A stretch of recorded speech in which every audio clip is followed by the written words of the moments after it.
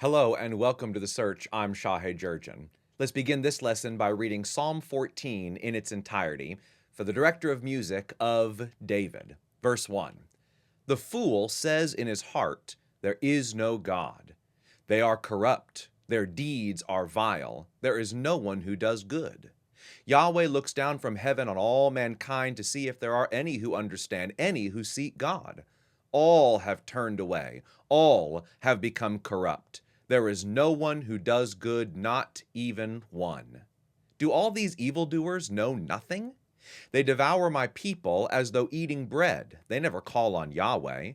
But there they are, overwhelmed with dread. For God is present in the company of the righteous. You evildoers frustrate the plans of the poor, but Yahweh is their refuge. Oh, that salvation for Israel would come out of Zion. When Yahweh restores his people, let Jacob rejoice and Israel be glad. We're going to study this psalm, and the title of this lesson is The Wicked Fool. The Wicked Fool. Now, Psalm 8 reflects on the world as it should be. We remember in that psalm that the Creator is praised for the work of his hands, and God's image bearers are set apart to rule, shepherd, and steward his vast creation. Tragically, Psalm 8 is surrounded on every side by 10 prayers of lament, where David acknowledges that his reality is far from that ideal that's set forth in Psalm 8. The king calls upon the justice, goodness, and unfailing love of God to bring about his purposes for the world. Yet sin and rebellion have polluted God's good earth, and the righteous suffer at the hands of the wicked. Through David's lament prayers, the king makes many references to his enemies. He talks about his enemies often.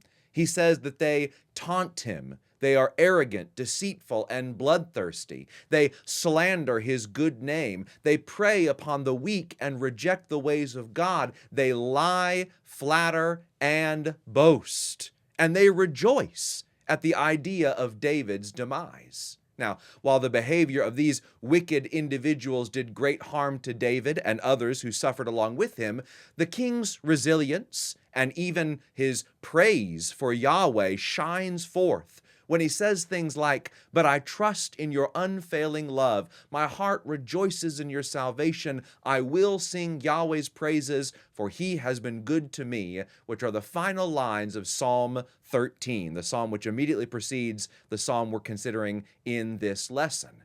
Now, as you read through all of these lament prayers, where David talks about his suffering at the hands of the wicked, you might have this lingering question in your mind about these oppressors. Why do they do it? Why are so many opposed to David? I mean, why do these so-called wicked people persecute the righteous and oppress the vulnerable? Who are these people that have caused so much harm to God's good world? And the answer to these questions is found right here in Psalm 14. So let's talk to start about the genre of this psalm, Psalm 14. Now, Psalm 14 does not really seem to fit into any typical psalm genre. It's not structured as a prayer or a direct address to God. It's not a praise psalm where people are called upon to worship Yahweh. It's not about creation or Torah. It's certainly not a royal psalm about Israel's monarchy. Psalm 14 seems to fit best into the genre of a teaching psalm, or we might call it a poem of instruction. Now, if it's teaching us something, we need to ask right away, what is the lesson of Psalm 14?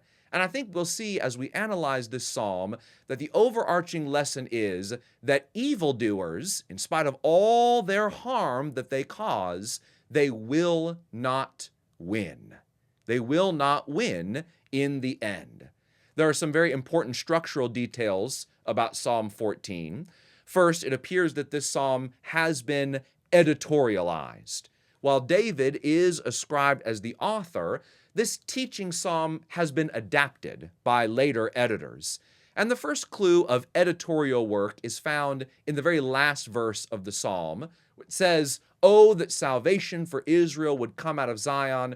When Yahweh restores his people, let Jacob rejoice and Israel be glad." In fact, just in reading this psalm, this verse kind of stands out as being unusual. It doesn't quite fit into the vibe that the rest of the psalm seems to be projecting. And this language in particular about restoring Israel is almost always connected to the concept of exile. That's why the King James Version renders this line, "When Yahweh bringeth back the captivity of his people." So we seem to have some kind of exilic restoration theme attached here in verse 7 at the end of this psalm. And that should say Psalm 14 and verse number 7. A second clue of editorial work is found in Psalm 53. Now, Psalm 53 is located in Book 2 of the Psalter. Psalm 53 is almost the exact same psalm as Psalm 14. However, where Psalm 14 uses the sacred name Yahweh, Psalm 53 prefers to use the generic word for God, the Hebrew word Elohim, just translated as God into our English Bibles. Also, where Psalm 14 focuses more on God's protection for those who are oppressed by evildoers, seen in verses 5 and 6, Psalm 53 slightly changes that part of the psalm to more emphasize God's punishment of the evildoers. But other than that, other than those two changes, these psalms are identical. And so this reveals to us that maybe we could say, while traces of this psalm go back to David, the community of the faithful adapted David's ancient words to their own unique circumstances. Psalm 14 opens with David's commentary on those who have rejected God, followed by Yahweh's perspective of the world in verses 2 and 3. And then we have this interplay, this back and forth between the evildoers, the righteous, and Yahweh's own response in verses 4 through 6. And finally tacked on at the end, that final plea for Israel's restoration. Okay, now let's do our verse-by-verse analysis. Beginning in verse 1 for the director of music of David, "The fool says in his heart, there is no God. They are corrupt, their deeds are vile, there is no one who does good." While most English translations follow the King James Version and identify the main character of this psalm as the fool, the LSB expands on this idea in a helpful way, and instead of just saying the fool, it has the wicked fool. And I think that's a helpful distinction because the English word fool is typically used to describe someone maybe who lacks intelligence. But that's not really the kind of fool that David has in mind. The fool of Psalm 14 is a character that we encounter throughout Israel's wisdom literature. While the fear of Yahweh is the beginning of knowledge, Solomon says, "But fools despise wisdom and instruction." Proverbs 1 and verse 7.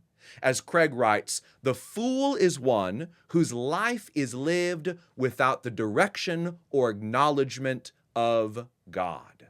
And that means that these kinds of fools could be highly intelligent individuals who are successful in many of life's endeavors, yet they do not acknowledge God and they make no effort to follow his wise instruction. When the fool of Psalm 14 says, "There is no God," it's possible that he's professing a kind of atheism here, which denies God's very existence, or he may simply be one who lives life as if there is no God. It's noteworthy that the fool does not express this out loud. He says this in his heart. And so David is essentially saying that it doesn't really matter what these fools publicly declare about their faith. They may be professing believers. Yet we can look at their lives, we can look at their actions, and we can see that they exhibit no regard for God at all. David begins this psalm with the typical portrait of the fool, but then you'll notice he quickly shifts to the plural pronoun they. So he starts with this singular character, the fool, and quickly switches to they. And I think the point of this is that David's lesson here is not about one fool in particular, but about all those who match this description. What does a life lived without God's wisdom and counsel look like? They are corrupt, their deeds are vile, there is no one who does good. While corrupt, vile, and no good sound pretty generic, David later is going to add that these are the kinds of people who exploit the poor. And that's certainly a theme of his lament psalms that lead up to Psalm 14. Since fools believe that God could be discounted from everyday life, everything their heart desires is possible, and they'll do whatever it takes and harm anyone who stands in their way to gain what they desire. Now, in the next section, David portrays God examining the earth, and what he sees is heartbreaking. Yahweh looks down from heaven, verse 2, on all mankind to see if there is any who understand, any who seek God. All have turned away. All have become corrupt. There is no one who does good, not even one. Now, I imagine that many Christians are familiar with at least some of these words because Paul quotes them in a sweeping condemnation of the human race. Amidst a flurry of quotations from the Psalter and Isaiah, the apostle concluded, "There is no difference between Jew and Gentile, for all have sinned and fall short of the glory of God." Romans 3 and verse 23. And that certainly seems to be the picture that's being painted here in Psalm 14. There is no one who does good, not even one. While it's true that David's words seem to include all of humanity, his assessment of God's perspective needs to be considered in the context of the psalm. The point of Psalm 14 is to prove that the wicked fools of the world will not prevail against Yahweh. God is with the righteous, and he is a refuge for the poor. So it is more precise to understand that God's vantage point is as the enthroned one who looks down and sees that his good world has been entirely devastated by the fools who have rejected him. Many centuries before Psalm 14 was written, Yahweh saw how great the wickedness of the human race had become on the earth, and that every inclination of the thoughts of the human heart was only evil all the time. Yet, as he examined the inhabitants of the earth, Noah found favor in his eyes, because we're told Noah was a righteous man, blameless among the people of his time, and he walked faithfully with God. That's all recorded in Genesis 6, verses 5 through 9. So we have a similar scene in Psalm 14. Yahweh is surveying the earth, not in Noah's time, but in David's time. And he finds the same kind of rebellion that has brought corruption and devastation. So Yahweh looks down and sees the mayhem. What's he going to do about it? How will he respond? That's what verses 4 through 6 are all about. Do all these evildoers know nothing? They devour my people as though eating bread. They never call on Yahweh. But there they are, overwhelmed with dread, for God is present in the company of the righteous. You evildoers frustrate the plans of the poor, but Yahweh is their refuge. Now, verse 4 poses a legitimate question from David's perspective. Don't these evildoers have a clue? Don't they know who Yahweh is? Will they ever learn? David knew God, of course, so his dismay makes perfect sense. The reality is that while they may know about Yahweh, and they may even believe that he exists and that he is a powerful God, they have refused to follow him. They've rejected his instructions. As David wrote back in Psalm 10 and verse 4, in his pride, the wicked man does not seek Yahweh. In all his thoughts, there is no room for God. David then gives this brief description of the wicked fool's activity. They devour my people as though eating bread. They destroy people, in particular the poor, mentioned in verse 6, as casually and frequently as one would eat bread.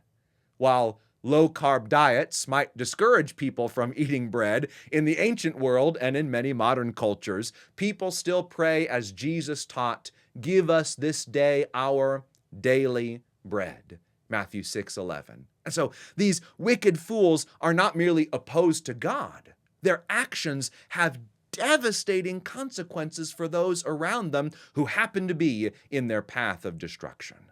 However, it is there, in their work of oppressing the righteous, that the evildoers have missed a crucial fact about the God they have chosen to ignore.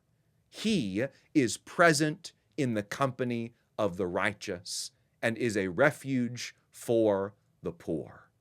This idea of being in the company of the righteous goes all the way back to the first Psalm, which says, "The wicked will not stand in the judgment, nor sinners in the assembly of the righteous." Maybe David is reflecting on how God will sort it all out in the end, ensuring that his place will be among the righteous and oppressed. Maybe he's talking about something that he expects to happen soon in the here and now, and that these wicked fools will be far removed from God's glorious presence, that place where the righteous have gathered to be with the Lord. David's contribution to Psalm 14's construction probably ends here in verse 6, with God promising to avenge the poor and punish the fool. And this was the lesson the psalm was intended to teach. But as modern believers ponder Psalm 14, I think we need to caution ourselves about immediately casting our own lot in with the righteous and assuming that our enemies are the fools. Look at what Craig observes here. Paul's use of Psalm 14, again that's Romans 3, provides an appropriate context for the contemporary reading of the ancient psalm. It's too easy for the modern reader to identify quickly with the oppressed and to think always of the fool in terms of other people. But Paul uses the passage to establish, beyond any theological doubt, the universal evil and folly of mankind. The fool is not a rare subspecies within the human race. All human beings are fools apart from the wisdom of God. And the works of the fool can never secure justification in the sight of God, devoid as they are of that loving kindness which is of the essence of God. The fool has neither love nor righteousness, for such he must seek the wisdom of God. And though wisdom speaks of love, insight, and morality in the New Testament context, wisdom has a more profound component. The ultimate wisdom of God is to be found in the gospel of Jesus Christ, which, from a certain human perspective, may appear to be foolishness, but in reality it is the power of God in deliverance or salvation. End quote.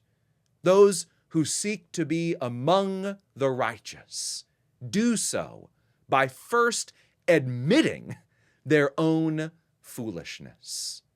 Only by trusting in God's power to rescue us from folly does one discover the true wisdom of God. Now finally, there's one more verse attached to the end of Psalm 14. We might think of it as kind of an epilogue, verse 7. Oh, that salvation for Israel would come out of Zion. When Yahweh restores his people, let Jacob rejoice and Israel be glad.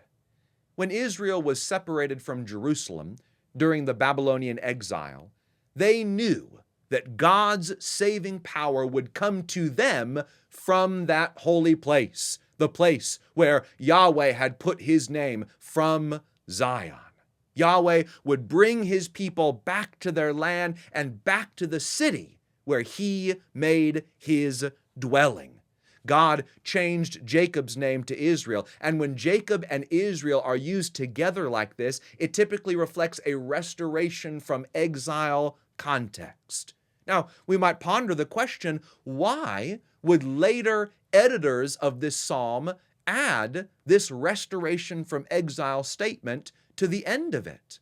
Well, a high probability would lead us to conclude that the people of the exile understood Psalm 14 as the perfect description of their own captors.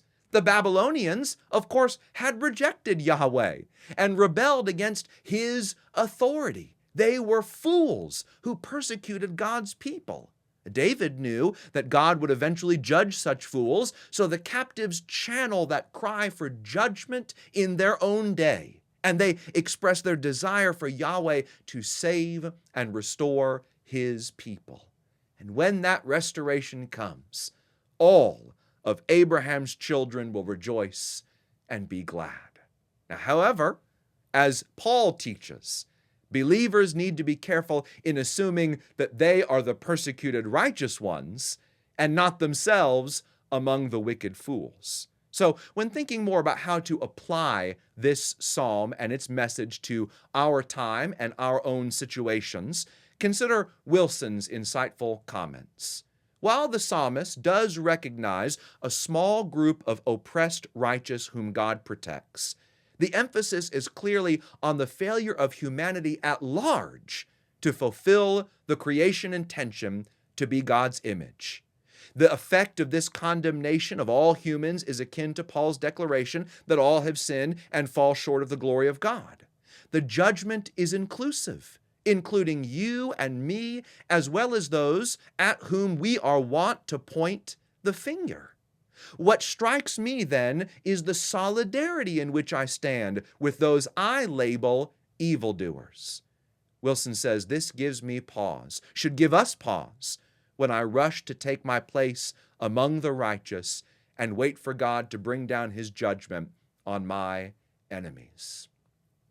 Jesus taught this same lesson when he warned against a kind of hypocritical judgment where people ignore the planks in their own eyes while they try to scrape out the specks of dust in the eyes of others. Matthew 7, verses 1 through 5. Christians are called upon to be people who exude forgiveness. Do not judge, and you will not be judged. Do not condemn, and you will not be condemned. Forgive, and you will be forgiven, says Jesus in Luke 6 and verse 37. Now, while it is possible to identify evil and to call it out when appropriate, Jesus cautioned against calling someone a fool, the very thing David says about those that he is describing in Psalm 14. God, of course, will deal with all the wicked fools in his own time. Christians instead should focus on the blessed truth that even though our foolish hearts were darkened, we were enemies of God, Christ died for us. Therefore, since we have been justified through faith, we have peace with God through our Lord Jesus Christ, through whom we have gained access by faith into this grace in which we now stand. And we boast in the hope of the glory of God. Romans 5, verses 1 and 2. Christians are often fools, as pride, weakness, discouragement, distractions, and despair cause us to be like that businessman that James described when he said, today or tomorrow we'll go to this city, we'll spend a year there, we'll carry on business, and we'll make money, rather than saying, if it's the Lord's will, we will live and do this or that. James 5, verses 13 through 16. Let the people of God glory only in the Lord. And may we always be thankful for his wise guidance. May we always cling to his counsel and the promise of his divine presence that's made for all those who belong to Christ. Yes, there are wicked fools in this world, and sometimes that's us too. May we all turn to God's wise counsel to lead us out of that darkness into his glorious light. God bless you, And I hope to see you as we continue our study in the Psalter in our next lesson.